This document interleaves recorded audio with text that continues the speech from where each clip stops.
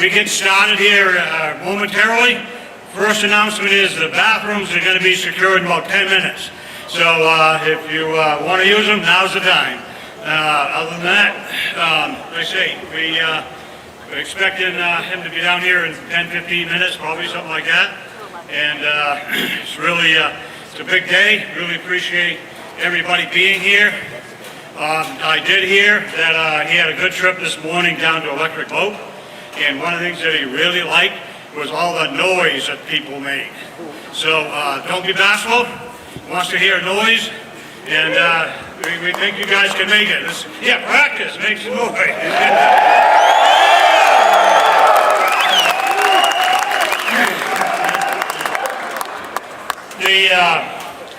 Yesterday they put out an announcement. The Secretary of War's office put out an announcement that he was going to be coming. And in the announcement, told about the purpose of why he's here. And he talks about the message will emphasize our national security and the peace of the world move at the speed of our defense industrial base. So what he's saying is that for the world to be safe, the faster the industrial base goes, the safer the world is. And they rely on the hard work of the American workforce, which is you.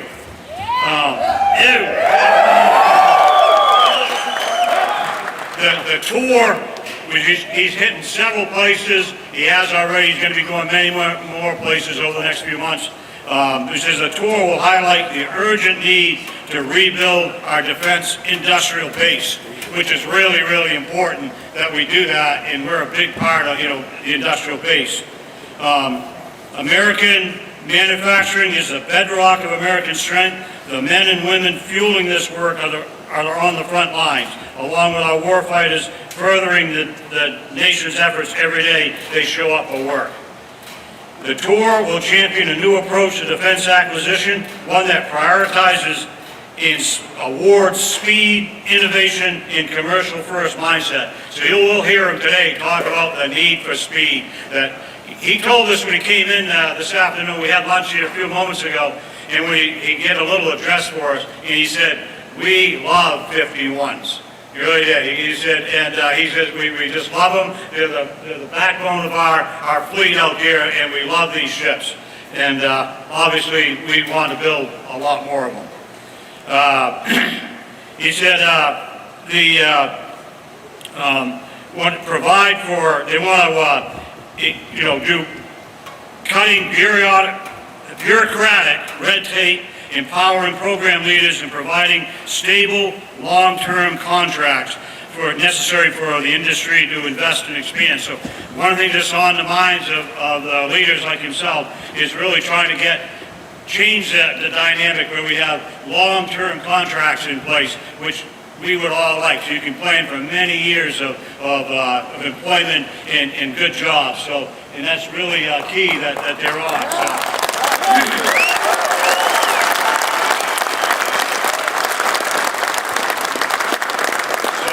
Anyway, it's called the Arsenal of Freedom Tour, and I said we're really excited that we're on that tour, really a key piece of that tour today.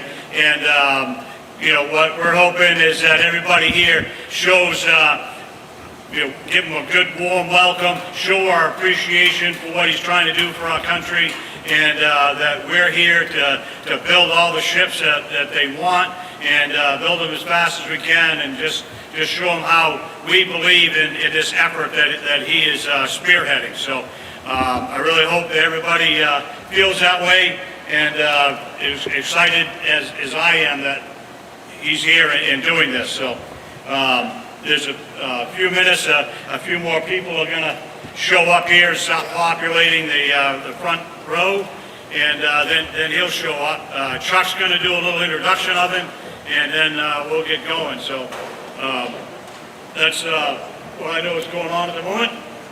And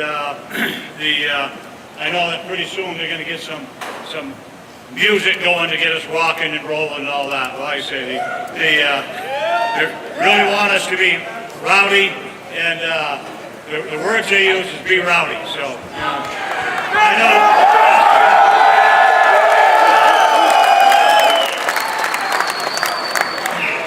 shipbuilders can be rallied, so that's really good. So, and next up is Mike O'Neill. He wanted to say a few words.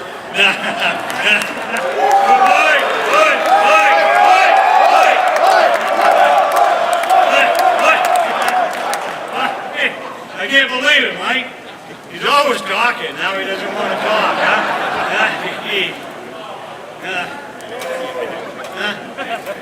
Sherm, you want to say a few words? You want to say a few words, Sherm? No, Sherm isn't going to either, no? Yeah, Sherm says he doesn't talk much either, right? Right, yeah. All right. Yeah. Hey, how about Chris? You can talk, hey, Chris.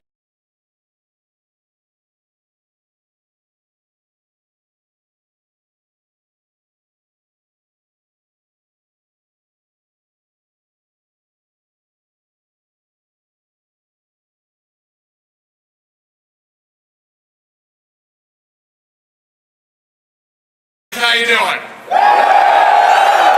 That's what I'm talking about. Listen, I'm going to keep it short and sweet.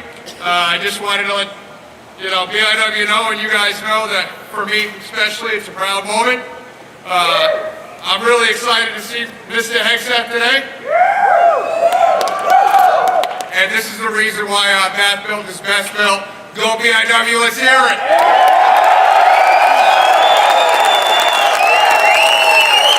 Come on, guys, one more time, let's hear it.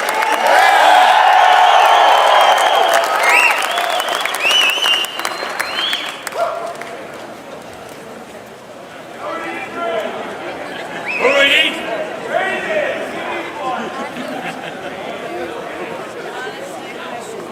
You coming up? Oh, you did? All right, you're good. All right.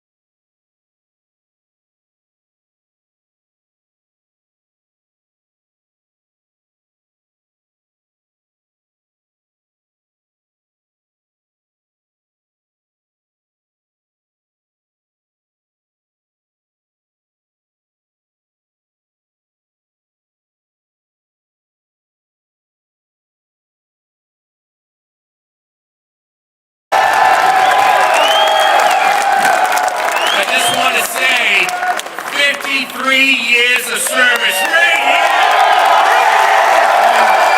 And still rolling. That built is what? Number one. One thing I like to say is, all the time that I've been here, we came in and we had a lot of fun. By doing that, you end up getting a lot of work done. The secret is to make a family.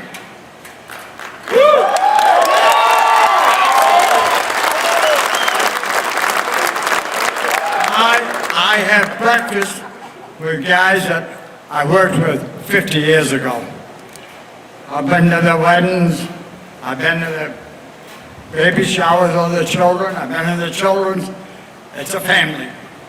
We don't swap anything for, no matter what.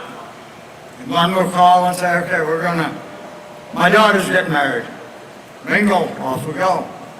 And that's what you want to do. You want to build a family. And if you do it, you're going to have a much better life here. We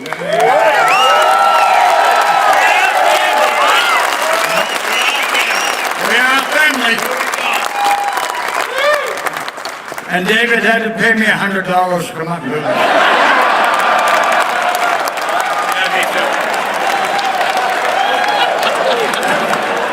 He's one of the best guys you'll ever work with. I was his first boss. He's going to be my last boss. He worked for me at McDonald's. I was his first boss. He's going to be my last boss. I hope he treats me better than I treated him.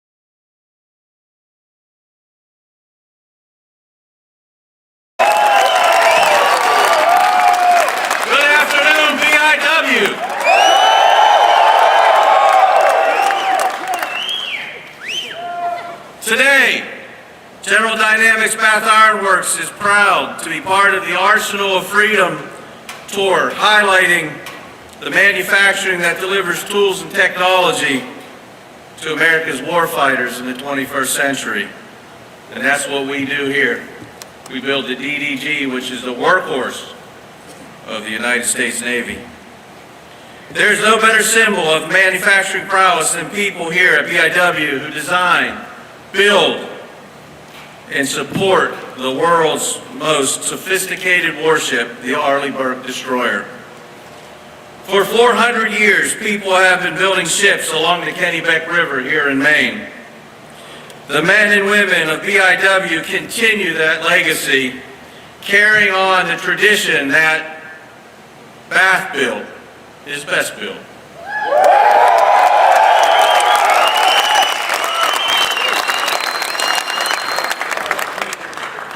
Our people have developed an amazing expertise in many of the complex structures and systems that form a guided missile carrier, destroyer.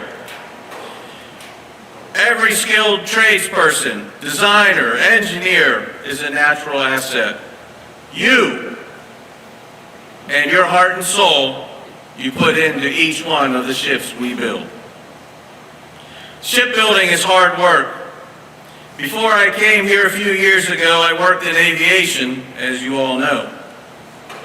When people ask me what's the difference between building airplanes and building ships, I always reply, building airplanes is cool. Building ships is badass.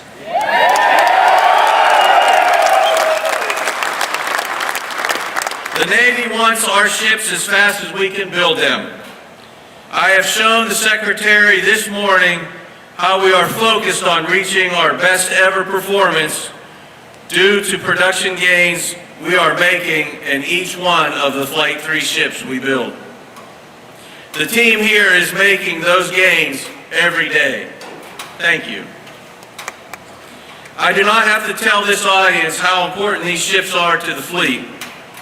You are here because you support our Navy. Our sailors are actively protecting the freedom of the seas, our country, and our families right now.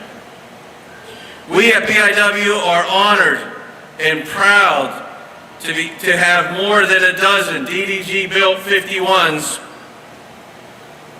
that have served over the past 18 months in the Red Sea, protecting our fleet, protecting civilian ships from the Houthi drones and missile attacks. BIW ships are now serving in combat. It's a sobering thought, for sure. When sailors on our ships need everything to work the way it was designed to, Bath-built quality answers the call, every time. There is no higher mission than protecting our men and women in the armed forces. Our mission at BIW matters. The people of this shipyard make Bath built best built. Therefore, on behalf of the hard-working men and women at General Dynamics Bath Iron Works and our CEO, my boss, Phoebe Novakovic, I am proud to welcome the Honorable Pete Hegseth, Secretary of War, to BIW.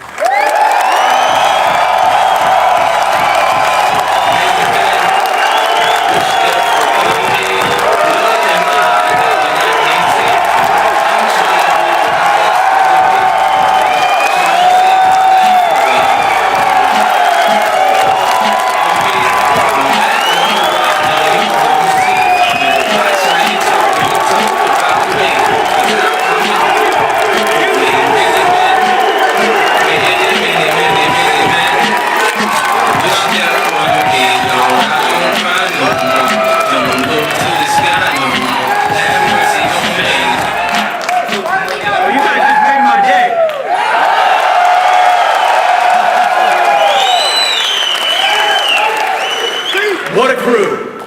How are we doing today? Incredible, incredible. Well, you know, the Arsenal of Freedom tour, which we're on, it's about two things. quite simply. I'm here to thank you for what you do, the job you do, the way you do it, and I'm here to tell you to keep going. Go hard and go fast and get these capabilities to the warfighter. See, our job is to have the backs of those warriors, to ensure that they have everything they need so they're never in a fair fight. But we can't do that without you. What you're building here in Bath is essential to the arsenal of freedom. And nobody builds it better than you guys.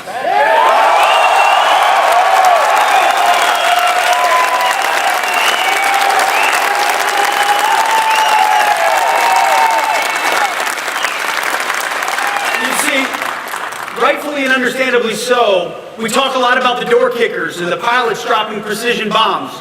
We talk a lot about intel analysts and mechanics wearing camouflage, and rightfully so. They're all incredibly important to our nation, but look at what you accomplish right here in the birthplace of American shipping. There's a sign at the front as we came through. It says, "Through these gates walk the best shipbuilders in the world."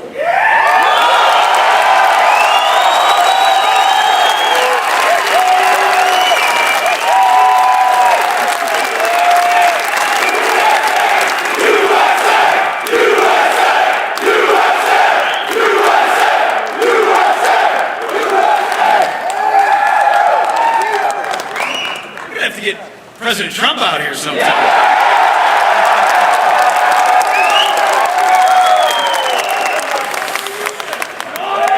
See, your job is to live up to that every day. It's your job to have the backs of our warfighters. See, you're designing and constructing the most advanced ships in human history, integral elements of ensuring peace through strength. You've dedicated your lives to precision and skill.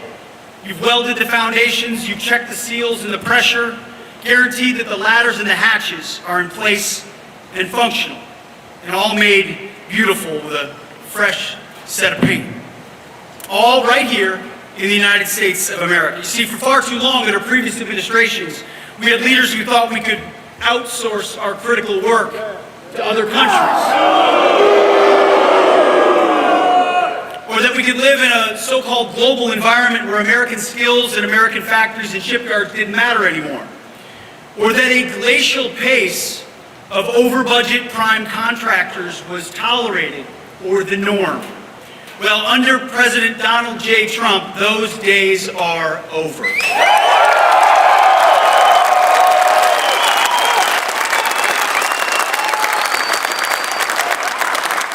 You see, we live in a realistic world where made in the USA and made with urgency matters. A realistic world where if you want American strength, you need to have American manufacturing. You see, right after Pearl Harbor, our nation's enemies asserted that America was a nation of weaklings.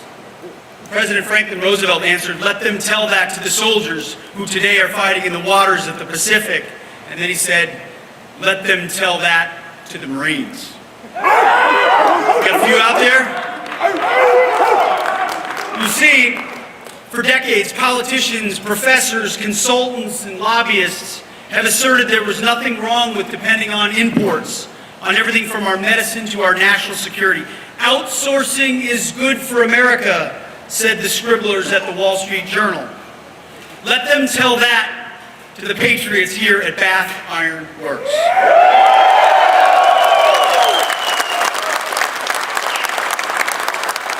When we unleash our companies, we win. When we compete, we win. When we innovate, we win. When we go fast, we win. When we confront the status quo, as this company has been doing, we win. And that is our job at the War Department, to unleash you, just as we are unleashing our warriors. And President Trump has done that with some key guiding principles. The first is that we put America and Americans first.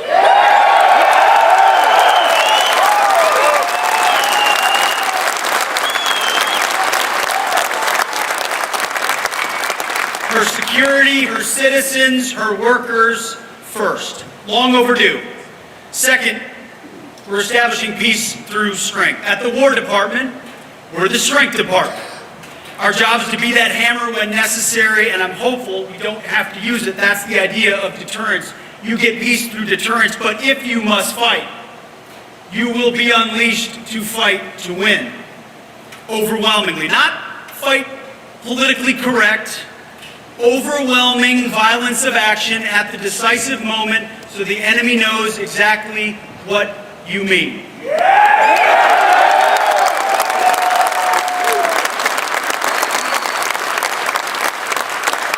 And of course, with all of it, President Trump expects common sense, which is not so common in Washington.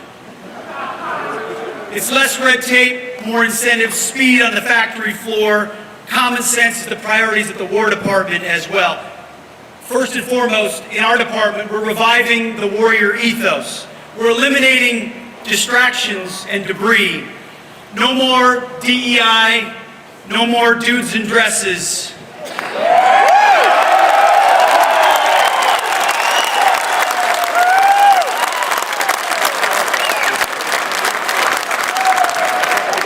Climate change worship, social justice, or political correctness. We're done with all that garbage. We're done with our diversity is our strength, which is the single dumbest phrase in military history. Our diversity is our strength. Our generals used to say it time and time again with a straight face. No.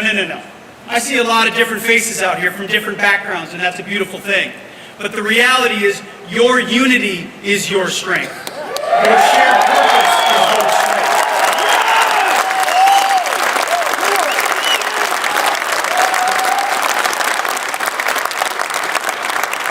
What you're able to do together with a common purpose and a common mission is what makes America special and different. So we're unleashing our warfighters to get back to basics. They'll be ready, they'll be trained, they'll be disciplined, accountable, and lethal. That's the whole point. And when you allow them to do that, they're outstanding at their job, as the world saw as an indicted criminal in Venezuela found out last month.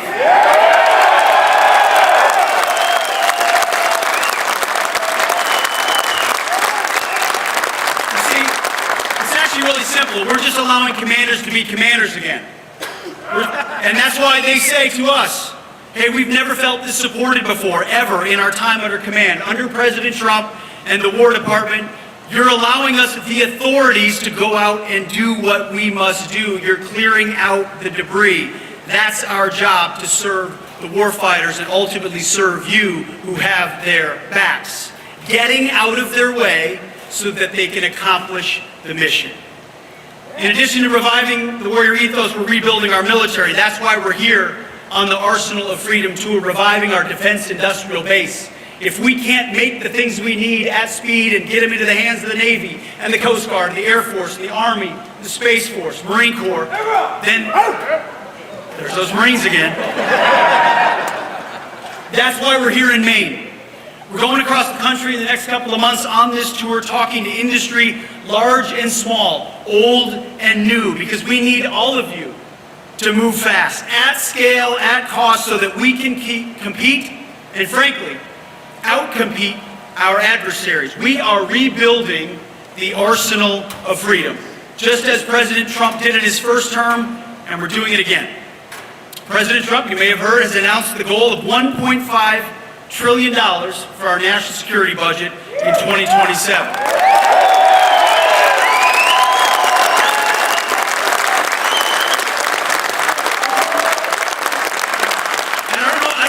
Supposed to say this yet, but yeah, we're maxing out on DDGs, okay?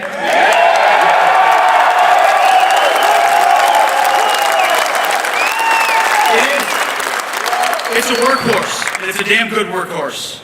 That kind of money sends a message to the world. Of course, we'll be wise with how we spend it, make sure we're squeezing everything possible out of the best capabilities in the world. Ships front and center to that, but we're also addressing quality of life for troops. Getting after barracks improvements, new barracks, quality of life, and ensuring that they get paid what they should for the job that they do. We shouldn't have troops on food stamps.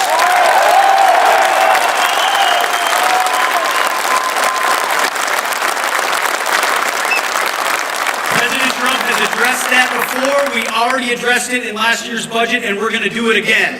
Because when I talk to President Trump, then I'm going to talk to a group like this, of folks in uniform or in hard hats, and say, what do you want me to say? And he always says, you know, Pete, just tell him I love him.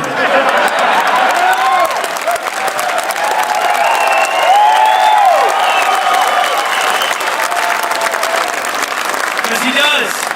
He wants the best for our troops, and he wants the best for you. And that's why, in addition to rebuilding the military, we're reestablishing deterrence. You see, under the previous administration, whether it was the disastrous withdrawal in Afghanistan that reverberated around the globe, October 7th when Hamas attacked Israel, the war unleashed on Ukraine, which never would have started if President Trump had been president, or the radicals who fired on our ships in the Red Sea, our border invaded by millions, tens of millions of illegals, the world saw a country open for challenge. It didn't look like America was prepared to lead. Biden was asleep, and Lloyd Austin went AWOL. So the first thing we had to do at the War Department was reestablish deterrence. It's an active thing. It's a verb. You have to continue to do it. You can't rely on legacy. And it started on day one, securing and locking down our border. We've gone 9 months with 0 crossings at our southern border.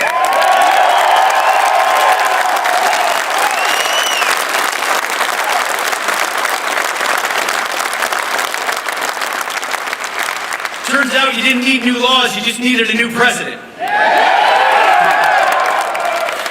Credit to our partners on the border, Customs and Border Protection, law enforcement, ICE, and others who do very difficult jobs every day. The War Department is proud to stand alongside them. Securing our border is national security.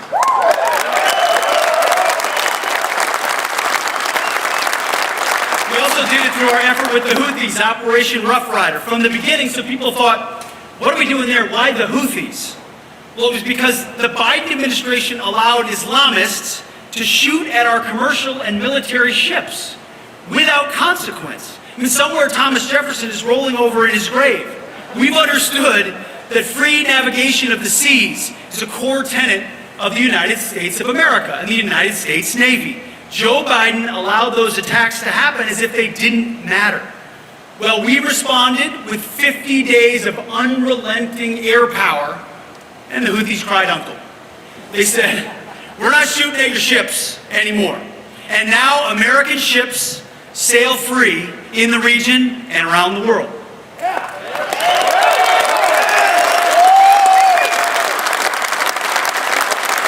Not to mention, last night we just announced we did a maritime interdiction on a dark fleet oil tanker in the middle of the Indian Ocean, in the Indo-Pacific region, and that ship had fled all the way from the Caribbean, because when we put in the oil quarantine around of illicit trafficking around Venezuela, a couple of ships decided to take off.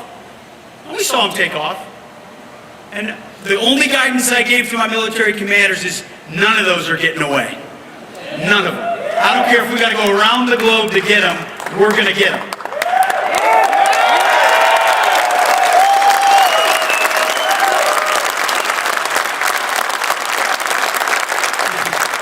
And of course I said that because I know if President Trump said I let one get away, he might say, you're fired.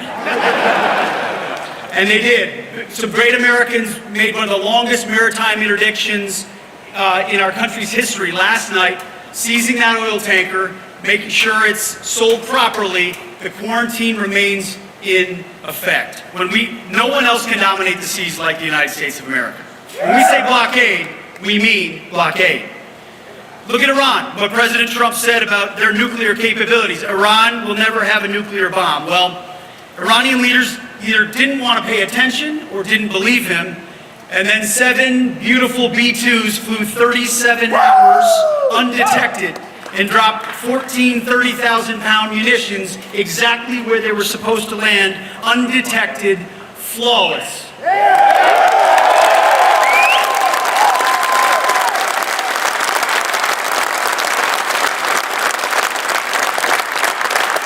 No other country in the world can do that, and the president has been clear to Iran. He wants a negotiated settlement. I think it would be a wise choice for them to take him up on that deal. The world saw America's capabilities, peace through strength, deterrence in action. We were out of Iran before Iran even knew we were there. No other country can do that. You're seeing something similar with narco-terrorists in our own hemisphere. How long have we been talking about going after drugs that have poisoned Americans and wrecked our communities? For the longest time, too long. It was a catch and release program, a law enforcement function that didn't work. We'd catch the same traffickers and let them go. They'd go right back to it, no deterrence at all. But these narco-terrorists and designated terrorist organizations, they were targeting our communities. This community, my community, your community, our kids and our people in our country. They knew exactly what they were doing, poisoning our country with fentanyl, cocaine, and any number of other drugs. So instead of a catch and release program, President Trump demanded, if you're going to sail drugs in international waters, we will target your drug boats and we will sink them.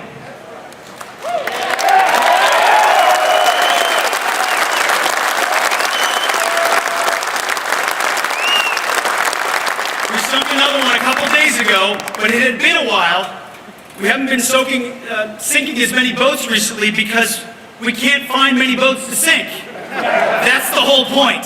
They're not running drugs as much as they were before in international water because of that threat. And then, as I mentioned, on January 3rd, the whole world saw what our military is capable at every echelon, from space to subsea. When we brought the indicted nominal leader of Venezuela, Nicolas Maduro, from the most fortified base, in the most fortified home, inside the most fortified location, inside the biggest fort in their capital, in the middle of the night, without them knowing we were there until 3 minutes before, when 44 simultaneous missiles landed right before our troops got down on those birds.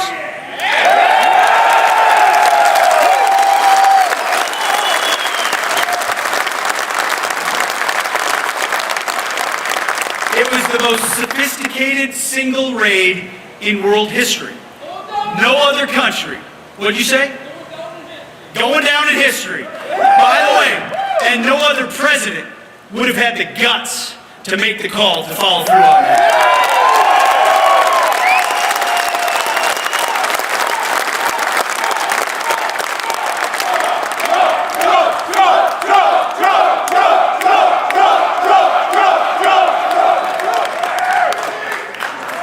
We love you. You see, Maduro said, "I'm right here, come get me." Well, he found out.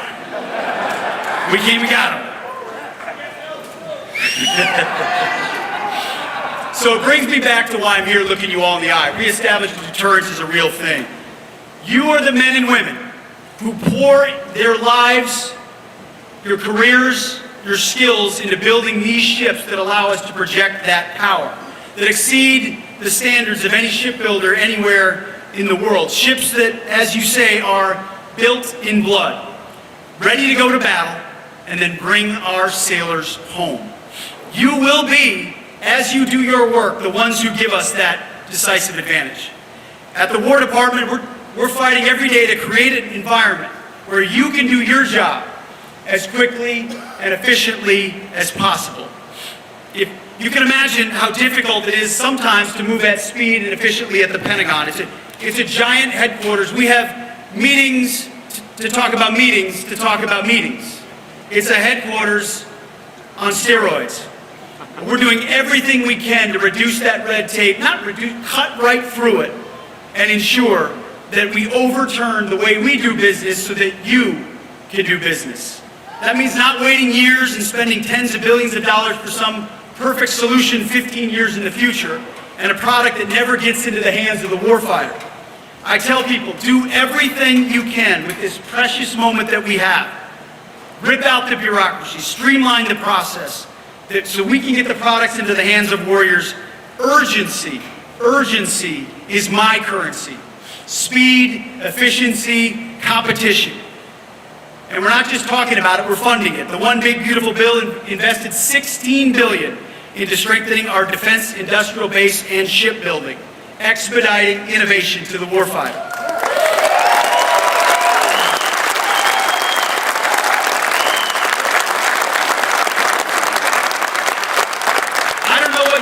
I know consistent demand signals are very important in this business. So we're sending clear and sustained demand signals that we want the best of American innovation, and we need it now, ensuring that companies such as General Dynamics and shipyards like yours must compete, will compete.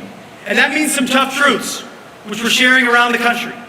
And the President signed an executive order on January 7th ordering the big defense contractors to be held to the highest standards. No more excuses, no more barriers to entry, no more monopolies, no more egregious executive bonuses, no more stock buybacks, no more ridiculous CEO salaries.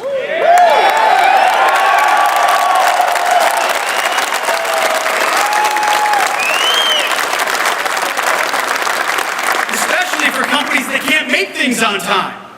You should see the fire in the President's eyes when he looks at the size of CEO salaries for companies that are years behind and billions over budget on projects they owe the warfighter. Hell hath no fury like Donald Trump hearing about that. Because it's not about the money. That's exactly right. Not for me, at least. You see, it's about the warfighters and their capabilities from the War Department's perspective. Of course, money's awash everywhere. We got to spend money to make money to ensure we have those capabilities. And we need to pay our people and our workers more in the conduct.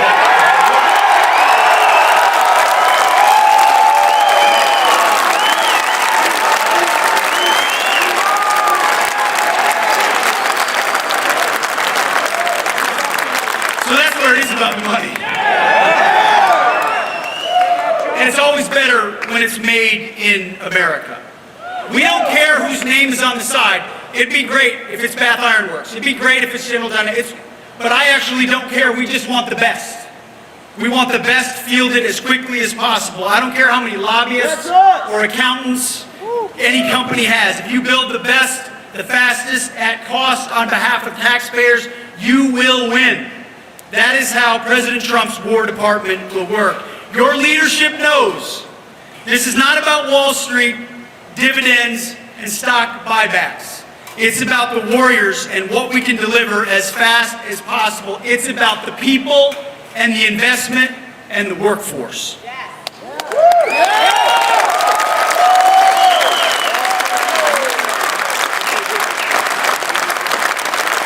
I look at you and I know we have that. The best engineers, the best shipbuilders. I sat with one of your best welders, best entrepreneurs, best innovators. I'm here to express my appreciation to you. You know, when I look out at this group, standing in front of you could be a line of soldiers or sailors, ultimately up front. I see a few of them right here. And they get a lot of praise for what they do. I swore in a bunch of young Americans in Rhode Island this morning who raised their right hand to defend God and country and the Constitution.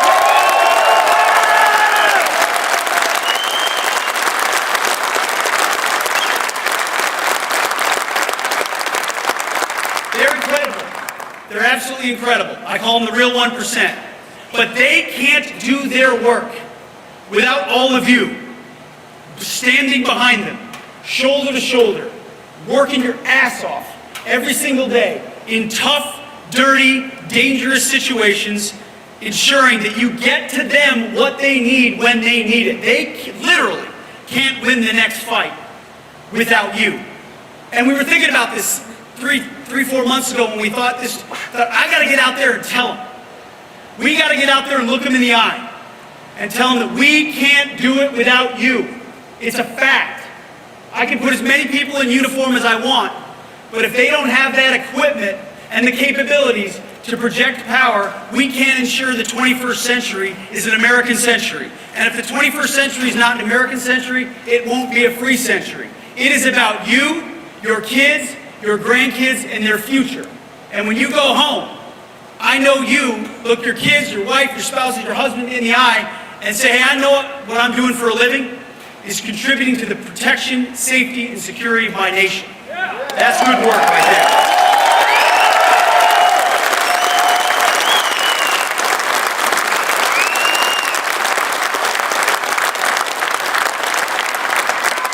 So to your leadership, like I say to all leadership, invest in your plants and invest in your people.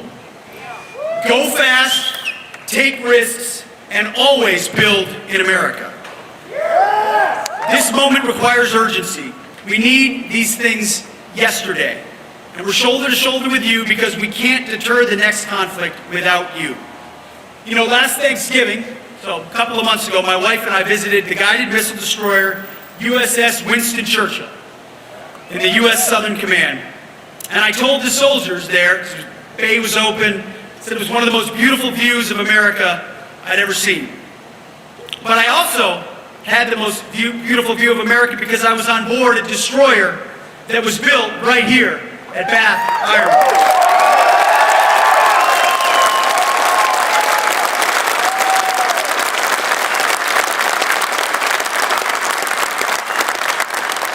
Built in America, built by Americans, built by you. See, when President Trump spoke over the radio to the Americans who went downtown to Caracas, he simply said, good luck and Godspeed. I know that you all make your own luck because you're the best at what you do. As was said, Bath built, as they say, is best built.